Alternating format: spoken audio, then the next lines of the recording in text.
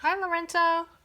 This video is for The Puppet Show and Kitschity Kippy in your Piano Adventures Book 2A. So the Puppet Show, as you've already, touched on during the Zoom lesson or the FaceTime lesson yesterday, it's not very hard because all the notes that you're playing are these three for the right hand,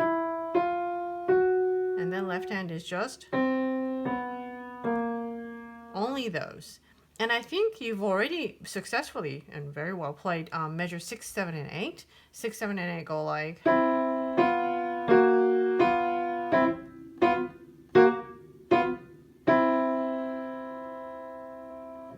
It has some sort of a wobbly feel, right? Tonally, it's not really clear what it is because this is sort of going towards the next song where you have the chromatic scale. But I will play The Puppet Show just once through from the beginning, and it's all pretty much legato until you get to the very end. So, and you start out with the right hand.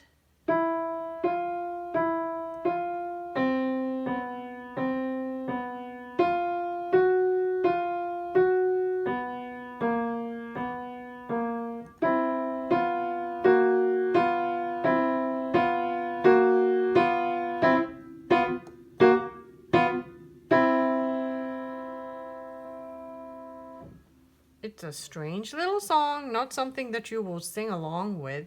But these are the kind of exercises that really help develop the hearing for these strange sounds that sort of, sort of hard to distinguish the pitch,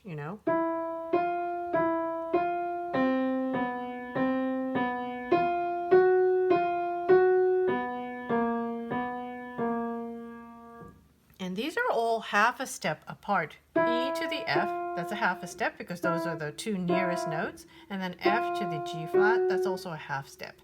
Same thing, that's a half step. That's also a half step. So now that you've heard a lot of that, the half step combinations, we go to Kitschity Kippy, which where the right hand starts off with the chromatic scale, which means you're playing the nearest next note all the way up an octave. And let me play once the right hand only from measure 1 to measure 4. It goes.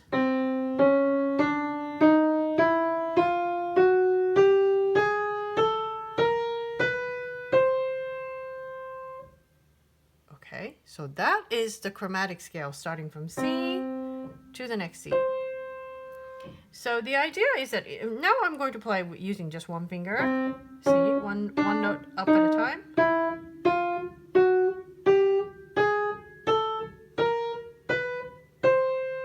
That's a chromatic scale, playing every single note from C to C. Now, to play this correctly on the keyboard so that you have better control, and if necessary, you can play with more speed, is to use a very specific fingering. So basically, the idea is that you will be using the thumb on the white key, and on the black key, you're going to use a finger number 3.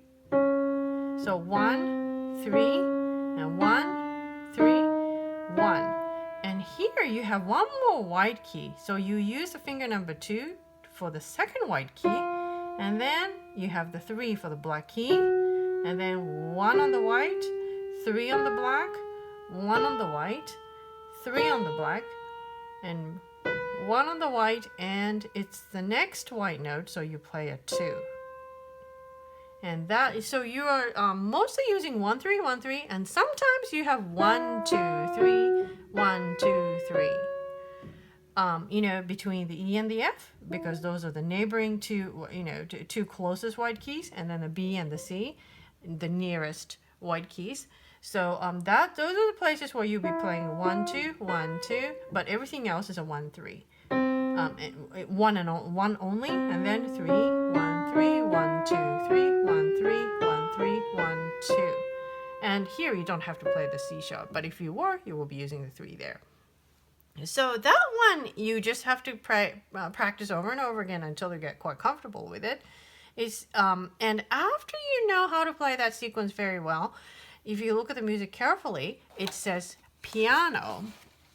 There's a piano, so you start out soft and still piano, and then when you get to measure 3, it's still a piano here. It gets louder, louder, and boom, to the forte. And then the second half is completely different. But you can also see that the second part starts with a piano, soft, soft, soft, soft, soft, still soft, piano, and then crescendo and loud. So both the first half and the second half are going to have the same dynamic shape. You start soft, and then in the second half you gradually get loud, and the last measure is loud.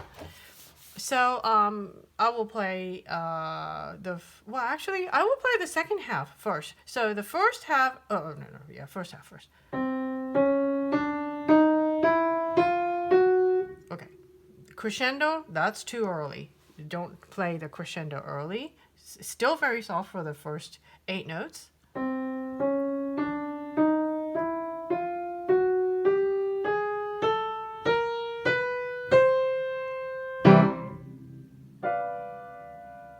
So the next note that's measure 5.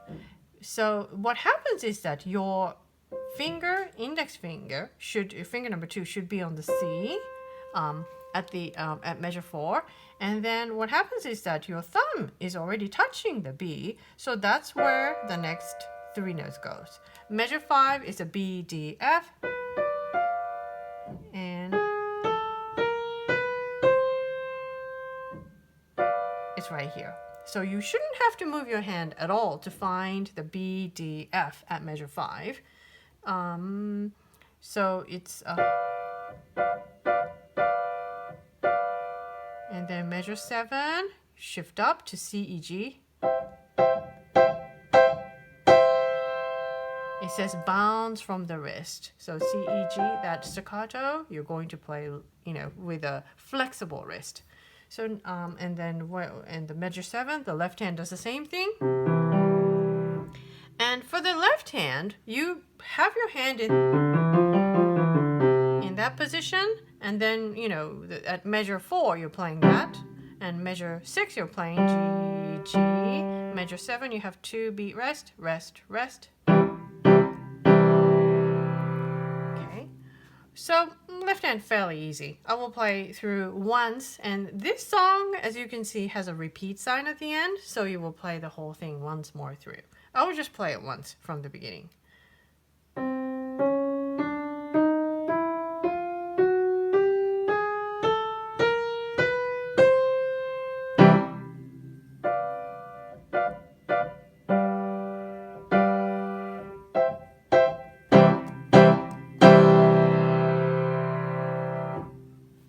So that's the song. It's a little bit strange. Both the Puppet Show and Kitsch Itty Kippy don't really have any melody line. These are just technical exercises so that you get used to the chromatic sound.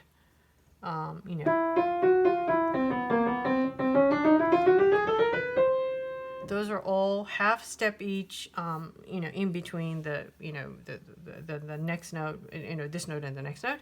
So, it's training your ears to hear. And also, this part is it makes much better sense once the left hand goes in. So it's a dominant 7. It leads into the C major. It's the relationship between two of those very important chords in most music writing. So that's it for this video, and I will follow up with then another video for our detective agency. Okay, bye.